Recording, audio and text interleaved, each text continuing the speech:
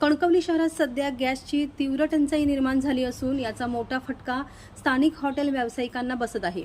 Gas अभावी अनेक हॉटेल्सचे कामकाज विस्कळीत झाले असून याच पार्श्वभूमीवर कणकवलीतील मंजुनाथ हॉटेललाही आपले व्यवहार तात्पुरते बंद ठेवावे लागत आहेत। दरम्यान या गंभीर प्रश्नाविरोधात माजी आमदार वैभव नाईक यांच्या नेतृत्वाखाली सरकारविरोधात जोरदार आंदोलन छेडण्यात आले।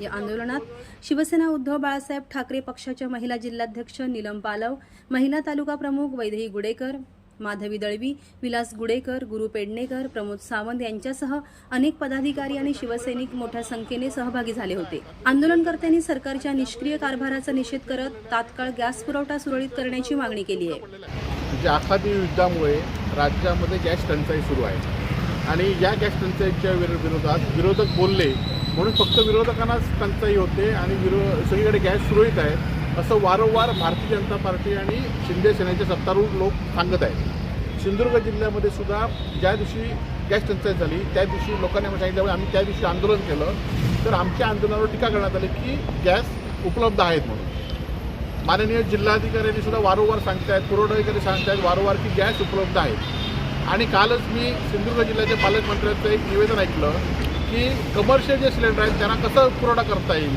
हे त्यांनी सांगितलं आणि त्याचं नियोजन सांगितलं, परंतु संपूर्ण या जिल्ह्यातील यंत्रणा कशी कुचकामी ठरली आहे आणि पालकमंत्री आणि जिल्हाधिकारी कसं वारंवार खोटं बोलत आहे त्याचं उत्तम उदाहरण म्हणजे हॉटेल मंजुनाथ। आणि या कणकवली शहरातील जवळजवळ 8 हॉटेलकडे आम्ही जाऊन आलो, 8ही हॉटेल बंद आहेत। 15-20 ज्या टपऱ्या असतात की ज्यांच्यावर पोट लोकांचं असतं, म्हणजे नुसतंच हॉटेलमध्ये कोण खायलाच नाही तर काही लोकांना व्यवसायानिमित्त, नोकरीनिमित्त, कामानिमित्त आले तर त्यांना काहीतरी पोटाला मिळालं पाहिजे म्हणून या हॉटेलमध्ये सुद्धा त्याचा वापर ते करत असतात।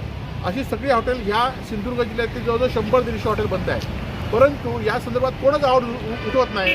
आज आमच्या शिवसेना उद्धव बाळासाहेब ठाकरेंच्या महिला आघाडी या संदर्भात त्यांच्याकडे जेव्हा हे कळलं तेव्हा त्यांनी या ठिकाणी आल्यात आणि या सिंधुदुर्ग जिल्ह्यातल्या हॉटेल व्यावसायिक संघटना असून देत, व्यापारी संघटना असू देत, यांना पण माझी विनंती आहे की तुम्ही सुद्धा कोणाला भिवू नका, पण वस्तुस्थिती आहे ती काही सांगा, नाहीतर आम्ही कुठे ठरतोय की सिलेंडर उपलब्ध नाहीत म्हणून हॉटेल बंद पडतात ही वस्तुस्थिती लोकांना सांगा। आणि पालकमंत्री साहेब आणि कलेक्टर मॅडमांना माझी विनंती आहे हात जोडून की तुम्ही असं खोटं सांगू नका, जी परिस्थिती आहे ती सांगा आणि त्या परिस्थितीत काहीतरी बदल करा।